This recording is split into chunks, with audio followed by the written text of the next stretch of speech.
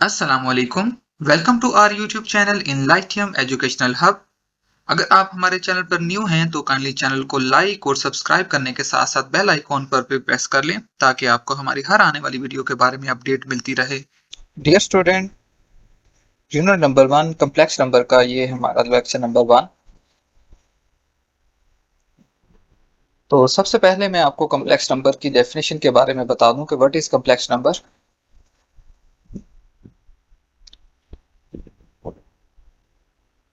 A number which can be expressed in the form of a plus iota b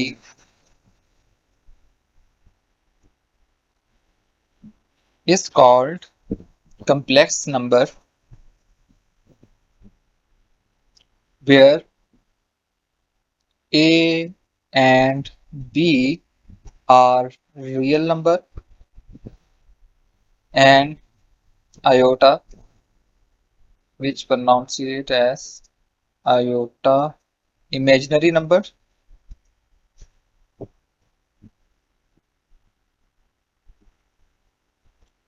तो जिस iota, dear student, हमें पता है कि स्क्वायर रूट -1 के इक्वल होता है। अब क्वेश्चन ये है कि यहाँ पे स्टूडेंट हम ये चैप्टर क्यों पढ़ने जा रहे हैं ना, कि क्वेश्चन ये अराइज होता है कि व्हाई वी नीड, हमें कम्प्लेक्स नंबर की ज़रूरत क्यों पेश आ रही है। तो इसका आंसर करने के लिए डियर स्टूडेंट मैं आपको थोड़ा सा प्रीवियस नॉलेज रिकॉल करवाऊंगा। जैसा कि आपने 9th क्लास में लीनियर इक्वेशंस पढ़ी थी, जिसे हम लीनियर पॉलिनोमियल भी कहते हैं। तो अगर बेटा मैं लीनियर पॉलिनोमियल में से एक एग्जांपल लूं, लेट्स सपोज मैं ले लेता हूं 2x -1 इक्वल टू 0। अगर बेटा -1 का एडिटिव इनवर्स बोथ साइड पे मैं ऐड करूंगा तो मेरे पास आ जाएगा 2x इक्वल टू 1। और अगर 2 का मल्टीप्लीकेटिव इनवर्स बोथ साइड पे मल्टीप्लाई करवाएं तो x इक्वल हो जाएगा 1/2।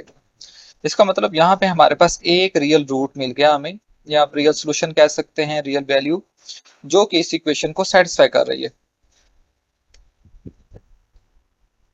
और अगर मैं एक क्वाड्रेटिक पॉलिनोमियल लूं, जिसे आप 10th क्लास में क्वाड्रेटिक इक्वेशन के नाम से पढ़ा था आपने चैप्टर नंबर 1 में, मैं एक प्योर क्वाड्रेटिक इक्वेशन ले लेता हूँ एक्स स्क्वायर -1 इक्वल टू 0। और इसमें भी अगर -1 का एडिटिव इनवर्स बोथ साइड पे ऐड करूँ तो एक्स स्क्वायर इक्वल टू 1 आ जाएगा।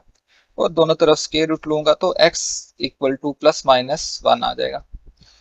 और ये आप देख सकते हैं डियर स्टूडेंट कि हमारे पास दो रियल रूट्स आ गए, रियल सोल्यूशन। और आप इसको इस तरह से भी सॉल्व कर सकते हैं कि एक्स स्क्वायर -1 के मैं फैक्टर बना लूँ x-1 x+1, where x-1 equal to 0 और x+1 इक्वल टू 0। तो यहाँ से x इक्वल टू 1 आ जाएगा और x इक्वल टू -1। तो अगर डियर स्टूडेंट मैं यहाँ पे एक और क्वाड्रेटिक पॉलिनोमियल लूँ, if we take quadratic polynomial x square +1 equal to 0। और अगर मैं यहाँ पे भी +1 का एडिटिव इनवर्स बोथ साइड पे ऐड करूँ तो एक्स स्क्वायर इक्वल आ जाएगा -1 के। और अगर दोनों तरफ स्क्वायर रूट लूँ तो x equal to +-square root -1। तो डियर स्टूडेंट आप यहाँ पे देख सकते हैं कि हमारे पास कोई भी रियल सोल्यूशन नहीं आया, कि हमारे पास कोई भी रियल रूट नहीं आया, नो रियल वैल्यू। तो आप देख सकते हैं कि हमारे पास एक क्वाड्रेटिक पॉलिनोमियल ऐसी आई जिसके लिए हम रियल सॉल्यूशन फाइंड नहीं कर पा रहे, कि यहाँ पे स्क्वायर रूट -1 तो आयोटा होता है। तो इसका मतलब ये हुआ कि हमारे पास क्योंकि क्वाड्रेटिक पॉलिनोमियल एक ऐसी मिल गई जिसका हमें रियल सॉल्यूशन नहीं मिल रहा, तो हम रियल नंबर को सिस्टम को फिर एक्सटेंड करेंगे कम्प्लेक्स नंबर सिस्टम में।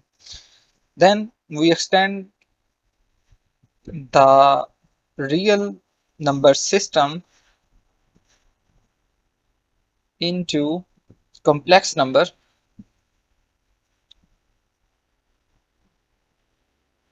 system। तो ये डियर स्टूडेंट बेसिक वजह थी जिसकी वजह से हमें कम्प्लेक्स नंबर लेने पड़े। तो अब हम कम्प्लेक्स नंबर को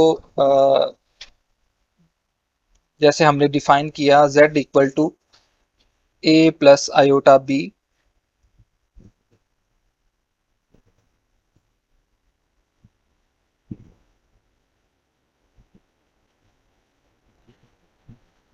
और डियर स्टूडेंट यहाँ पे अगर a इक्वल टू 0 हो जाए तो z एक्चुअली इक्वल आ जाएगा आयोटा b के, और ये आपके पास एक प्योर इमेजिनरी पार्ट है।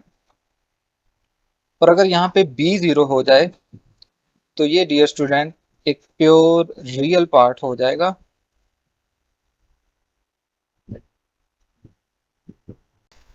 तो यहाँ पे a को एक्चुअली हम रियल पार्ट ऑफ z कह सकते हैं और b को इमेजिनरी पार्ट ऑफ z। और इसी के साथ साथ डियर स्टूडेंट किसी भी कम्प्लेक्स नंबर को आप ऑर्डर पेयर की फॉर्म में भी लिख सकते हैं।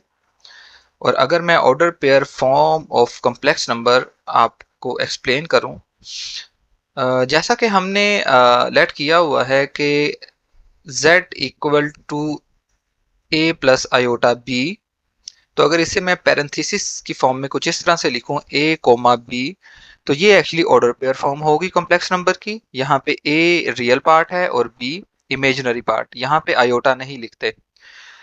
जैसा कि डियर स्टूडेंट आपने पीछे देखा कि हमने रियल नंबर सिस्टम को एक्सटेंड किया इमेजिनरी कॉम्प्लेक्स नंबर सिस्टम में, और हमने प्रीवियस क्लासेस में देखा है कि रियल नंबर सिस्टम को हम इस नोटेशन से रिप्रेजेंट करते हैं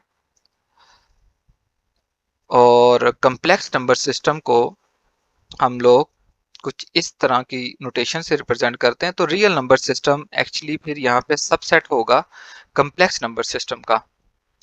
तो डियर स्टूडेंट ये था लेक्चर नंबर 1 का पार्ट ए, जिसमें मैंने आपको एक्सरसाइज 1.1 की कुछ थ्योरी कवर करवाई। आपको हमारा ये लेक्चर कैसा लगा, आपको किस तरह से कितनी इसकी अंडरस्टैंडिंग हुई, आप कमेंट बॉक्स में अपनी कीमती राय से ज़रूर हमें आगाह कीजिएगा। आपका कोई भी क्वेश्चन हो आप मेंशन कीजिएगा, हम अपनी पूरी कोशिश करेंगे आपको उसका आंसर देने की। इसी के साथ डियर स्टूडेंट मैं आपसे इजाज़त चाहूँगा।